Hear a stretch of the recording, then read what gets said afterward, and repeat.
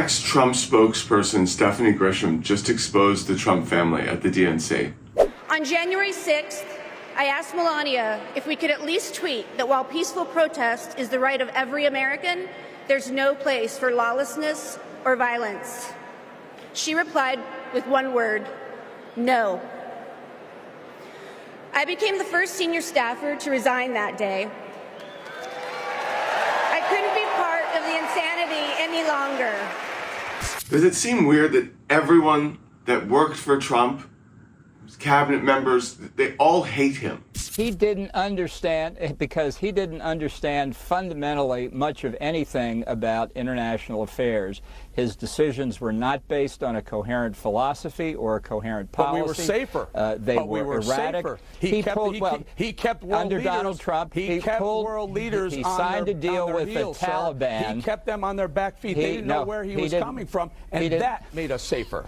I mean, can you? He had President and Xi he cut a deal with the Taliban to withdraw from Afghanistan. I made it clear that there were profound differences between me and President Trump on a range of issues, and not just our difference on my constitutional duties that I exercised on January the 6th. I mean, as I have watched his candidacy unfold, I've seen him walking away from our commitment to confronting the national debt.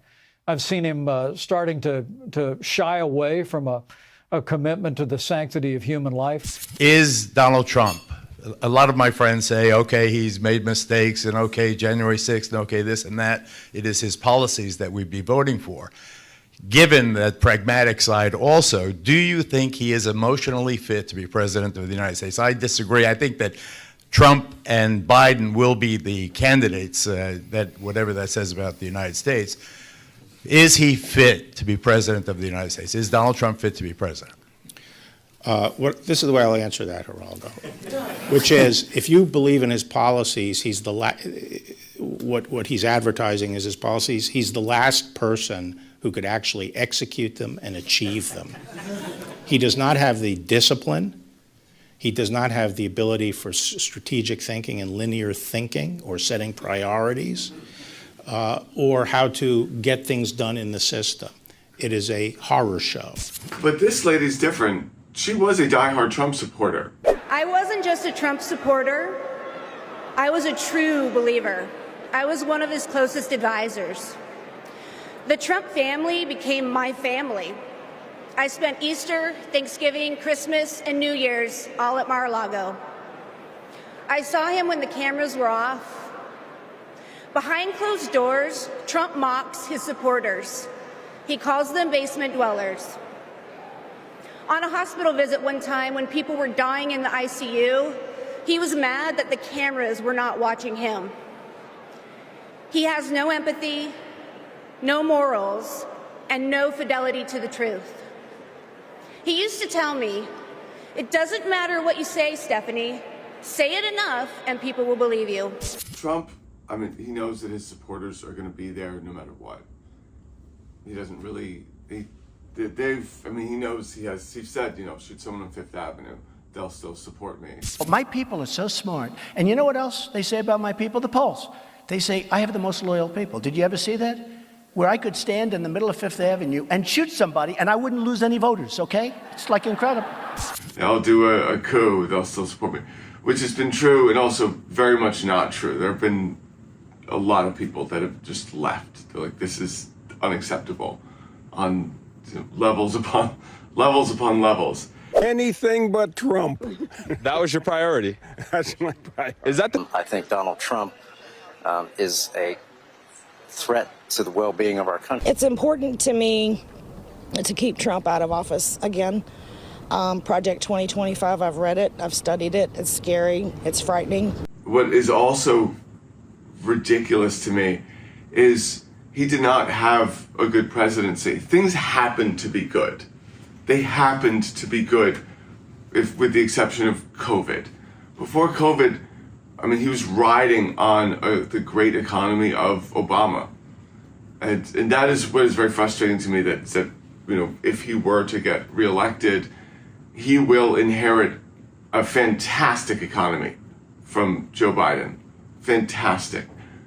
there was immense inflation worldwide, not just in the United States. A lot of Trump supporters I speak to don't really get that inflation was worldwide. Oil prices went up worldwide. This wasn't just, from Biden shutting down the Keystone pipeline, which they still say, even though it's been proven false again and again and again and again. Oh my God. When Trump was in House, we had cheap gas. We had our own people making gas, and Joe Biden closed that pipeline down the first day he signed it. All those thousands of people losing their jobs. I just think it's going to be. Yet we are today drilling more oil, domestic oil, than we ever have in the history of the country. I don't think so. He did not get a lot of things done in his administration. He didn't get the things done that even he wanted to get done. The wall, the thing, that. However, there is this mythical, it's mythical what he is, Trump. It is, they don't judge him based on any accomplishments. It's also funny how these same people will, they talk about, let's not be in wars, and money for wars, which is valid. Yet they'll still criticize Joe Biden for pulling us out of Afghanistan. Doesn't make sense. We're Gold Star family members, and since the Afghanistan withdrawal, when our 13 kids were killed, he's the only person who's reached out to us. He's the only person who wants to get some accountability for what went wrong in the Afghanistan withdrawal, and he's the only one who's going to pull this country back together.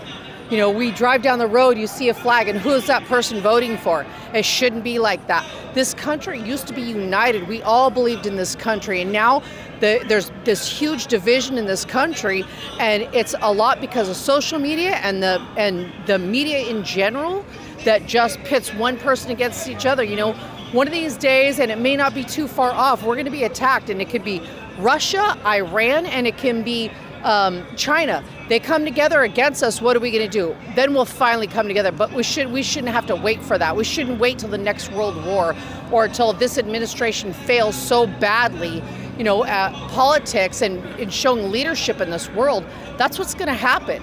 And there's going to be more kids coming home like our daughter, Sergeant Nicole G., in a casket with a flag-draped coffin.